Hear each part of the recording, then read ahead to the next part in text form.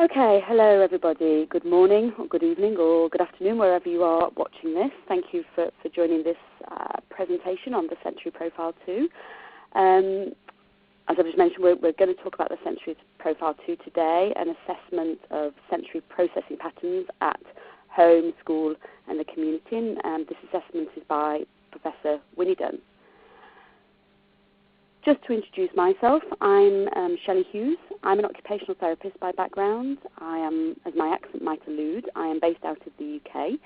I am the Senior Product Manager for the Occupational Therapy Portfolio with Pearson Clinical Assessment, and I've had the pleasure of working with Dr. Dunn on the development of the Sensory Profile as the Lead Research Director during its revision and development. And so even though I'm based out of the UK, I do work globally and very much spend my time working with the United States and North America. Okay, so I'm just going to speak to you momentarily about Dr. Dunn. I love this picture of her that is on your screen right now. For those of you who have never had the opportunity to meet Winnie or listen to her present, I strongly advocate that you do. She is a fantastic presenter and a great advocate for sensory processing, for occupational therapy as an occupational therapist herself. She's a great advocate for her profession. She is always open to be challenged and questioned on her ideas, and the nice thing is that she is willing to change as new evidence becomes apparent. Her thinking evolves along with the evidence, and I think she's always there at the forefront of the profession, and she's a real strong advocate. So I do recommend you listen to any of her presentations, or if you have the opportunity to listen to a speaker conference, then please do go. So today, briefly the agenda. I'm going to talk about the Sensory Profile 2, a little bit about the history, the theory behind it, the content. We're going to talk about the administration, the scoring, the populations on which it is used, a little bit on intervention planning and how it can be used to support intervention planning. And to support that, I've got some case study examples and some further information of where future developments may lie. And there's an appendix as well, which is available as a PDF, as part of the PDF of the presentation handouts. So to begin with, we're going to give a little bit about the history of the sensory profile. Some people may be familiar with this, but just to go over as a quick recap, I know perhaps some listeners are new to the sensory profile. So the original sensory profile was published back in 1999, and that was the sensory profile and the short sensory profile. Following that, Dr. Dunn developed the infant-toddler sensory profile in 2002 and the adolescent and adult sensory profile in 2002. Then came along the School Companion, which was basically an assessment to look at sensory processing in the school environment. The previous versions all looked at explored sensory processing in the home environment and community environments. Now we had a version that helped us look at the school, and there are some differences we know between home and school and how that is set up. So it's a really important thing to be able to look at those different environments. And then in 2006, along came the Sensory Profile Supplement. Now, this represented a new scoring paradigm based on the original sensory profile and the original sensory profile. As theory evolved, Dr. Dunn's thinking evolved around sensory processing and how we can interpret the data and interpret the scores. So the supplement presented a new way, or an enhanced way, I should say, not a new, because some of it was the same as it was before. There was some enhanced parts to it to assist with interpreting the sensory profile. So what we've done with the sensory profile 2, we've taken all the child versions, so the short and the sensory profile, the infant toddler, the school companion, and the supplement. We've taken these to create the sensory profile 2. The adolescent and adult version from 2002, you'll see here, remains the same. We haven't changed that at this moment in time. We have enhanced it by making it available online, so there are web-based scoring applications, which I will go on to talk about. So the sensory profile 2 represents a revision of the other assessments, or the childhood assessments. So now I'm going to talk about a little bit about the theoretical underpinnings. For those of you who are familiar with the previous version, or perhaps those who are recently qualified or have attended a course or a workshop recently, you may well be familiar with this image on the left, which is Dunn's model of sensory processing. This is the model upon which she based the previous versions of the sensory profile. With the sensory profile 2, Dr. Dunn has updated this model, and I really like this. The image on the right here, you will see, I think it represents a really nice updated model or framework for understanding sensory processing. For me, it's much easier to conceptualize. It provides a more fluid visualization of the interactions between those continua that impact sensory processing. So if I could just orientate you to this slide, if we look here on the vertical axis here, this axis here represents the neurological threshold. What we mean by neurological threshold is how somebody responds or how somebody detects sensory information. If we are if we are quick to detect sensory information, then we have a low neurological threshold here. If we are slow to detect neurological information, then we have a high neurological threshold, which is here. And the horizontal axis represents the behavioural responses to sensory processing. So how we respond when we detect that information. We can respond passively, i.e. we let the information pass over us. We don't necessarily we don't tend to react to it. Or we can respond actively. So this is where we actually have a response. We show a behavioural response to that sensory information. And the interaction between these two continua provides a really good method for explaining how children and adults process sensory information, and it helps support intervention planning, provides guidance and understanding. So to give you a more concrete example, if a child detects sensory information easily and responds to, so they detect sensory information easily, so they have a low neurological threshold, and they respond to this in an active way, so they have a behavioural response to it, then we could describe that individual, that child, that adult as having an avoiding pattern. So by intersecting these two continua, we can derive 4 quadrants or sensory processing patterns. We have avoiding, seeking, registration, and sensitivity. And it's also important to note that the assessment also comprises of some sensory and behavioural sections, which we'll go on to explain a little bit in a couple of slides. So it's not just the quadrants, but it's also different sections such as auditory processing, visual processing, etc. But I'll go on to talk about those in a couple of slides. So I'm going to look at each pattern in a little bit more detail. So this slide depicts the 4 sensory processing patterns of Dunn's framework. The bullets inside each pattern are representative of items from the sensory profile 2.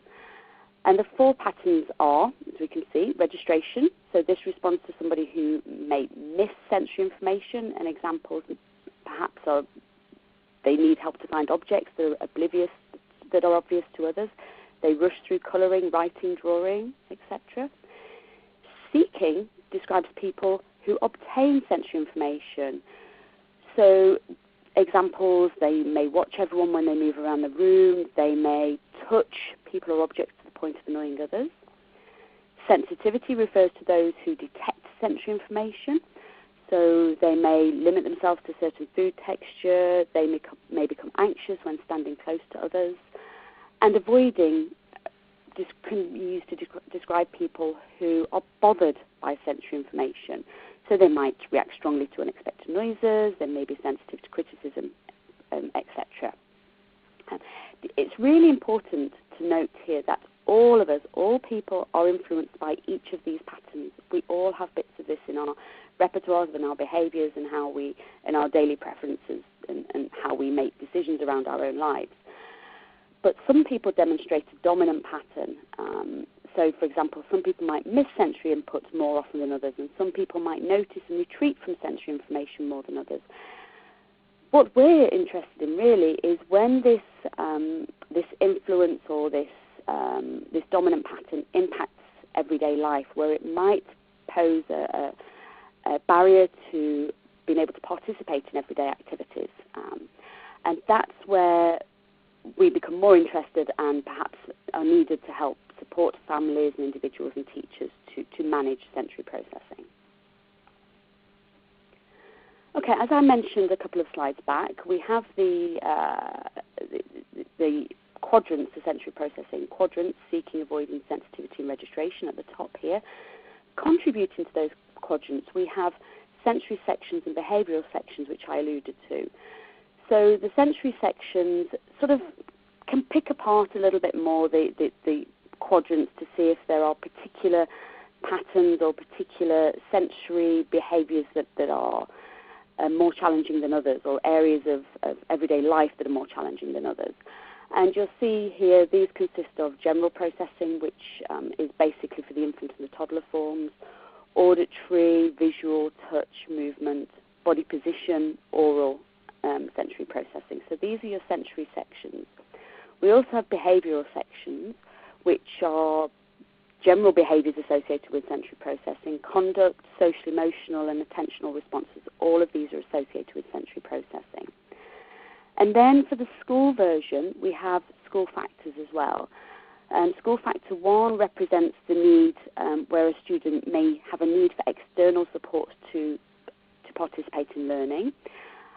School factor 2 represents or reflects students who may have challenges with awareness and attention in the learning environment.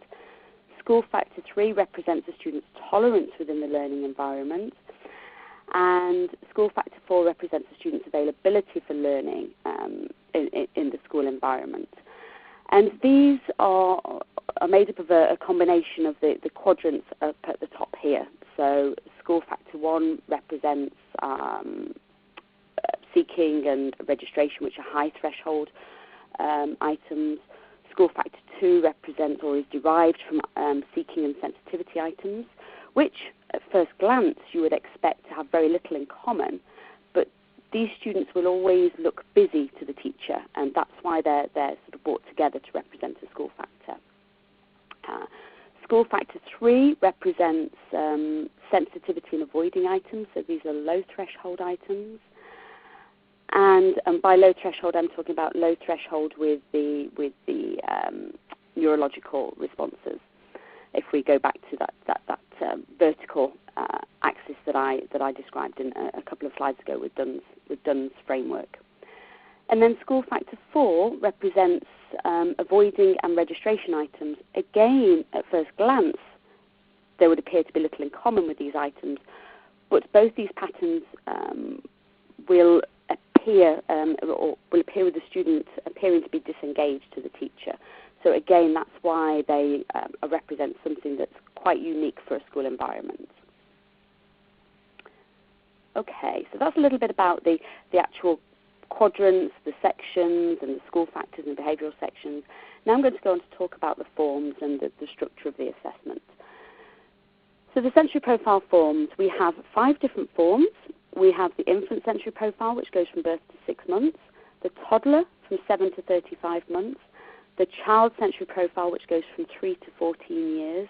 In the previous version, this went from 3 to 10 years, 11 months, so there is an upward extension with this one, and there is with the next 2 as well. The short sensory profile, again, has now been extended up to 14 years, 11 months from 10 years, 11 months, and the school companion, again, has had upward extension.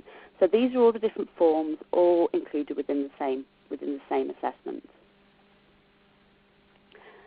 For those of you who are familiar with the sensory profile, I'm presenting these items as sort of updates, what's new here, but actually this is really relevant for new users of the sensory profile as well. It will help sort of explain some of the content and the applications and usage of it. So the first big change with the new version is the updated content. We went through a very lengthy procedure of piloting and trying out the items and updating content. We improved the international relevance of the sensory profile. And one of the things we know is the sensory profile is one of the most widely used, or is the most widely used sensory processing assessment worldwide. It's been translated into lots and lots and lots of different languages. and it really has international relevance and is really well respected internationally. So we really needed to make sure that the items in there respected that and were able to meet the needs of different cultures, different environments. So we had a very thorough international review of content and items.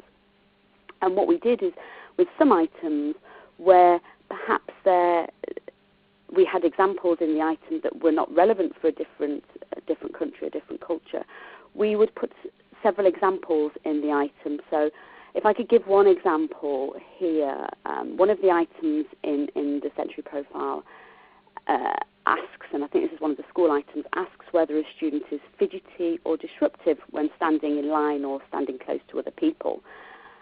And we had, for example, sitting in an assembly. Now, an assembly is not something that happens in certain countries. So instead of just having an example of sitting in an assembly, we included other examples such as getting on a bus or entering school. So we might put 2 or 3 different examples within that question to make sure that it was relevant to different environments and had that relevance. We also made sure that one of the biggest changes we made was to remove the double negatives, and this is the one that I usually get the biggest cheers about when I'm talking to groups of people. We know the double negatives in the previous version were a challenge, and we went to great lengths to make sure there were no double negatives in this version. And we also did readability assessment to make sure that it was accessible for those with lower literacy levels, or those perhaps who have English as an additional language, and different groups to make sure that the items were accessible and understandable. And we had quite a lot of changes to the content. There are approximately 50% new items, and I have a slide and a couple of slides that gives a really good summary of the changes we made to the items. In terms of the items, with the new items, we actually reduced the number of items as well. So, for example, the original Century Profile had 125 items. It now has 86 items. So it's a significant reduction in administration time. And we're still able to get the same information. We did comparisons with the previous version of the Century Profile, and we looked at correlations to make sure that it was still gathering that same information. And we can confidently say that it does still stand up very well against the previous versions. The only form that has got slightly more items is the toddler form, which has 6 more items, and that represents a greater understanding of sensory processing at this age, really. We were able to include a few more items that would give us more useful information. Thirdly, we increased the validity and reliability studies. We did more studies on different clinical groups, on different populations, with different comparisons with different measures, to make sure that the sensory profile was measuring what we intended it to measure. And all that information is in the manual, but I will go on to mention some of it as well as we're talking through this. We made sure there was greater consistency between forms, so we took items that were similar within the forms and made sure that they were worded in the correct way, that they had consistent wording, so it made it easier to follow a child through the ages and stages of life, to make sure that the items had greater consistency between the forms, to make sure that even the sections were greater consistency between the forms, to make it easier to use as you were monitoring a child, perhaps from infant to toddler to school age years. We separated out the infant and toddler forms. Previously, it was one form, and you had to flip it over, so one side was the toddler and the next side was the infant. Now they are 2 distinct separate forms. As is already clear, we have put all the different versions into one manual. Previously, there were 4 different versions with 4 different manuals, and now it's all in one manual, so you only have to purchase the manual once. Previously, the manual had a lot of the different manuals had a lot of repetition between them, and now it's much easier to follow and purchase, and more cost-effective to purchase with just the one manual. We've introduced web-based administration and scoring, and this is a real great enhancement for time saving, for reducing error, and for getting that backstory, getting that information from caregivers and teachers to make sure you're collating all the relevant information that you require. And there's a real strong focus on the assessment being a strengths-based assessment. We really do want to pick out what's working for the family, what's working for the teacher, what's working for the child, and making sure that we pull that information out and we use that to support our intervention planning. So there is a real focus on it being strengths-based as well. We've also made it easy with the online version. We've made it easier to compare responses across environments and across caregivers. So you can now compare responses between different caregivers. Perhaps you have a child who is in two different living environments with two different parents. You can now compare how a child might be within those two different environments, or even different classroom environments. If you have a teacher completed in different classrooms, you can compare those different environments to see what's working in one environment perhaps, and where you can support that in another environment. We've added percentiles to provide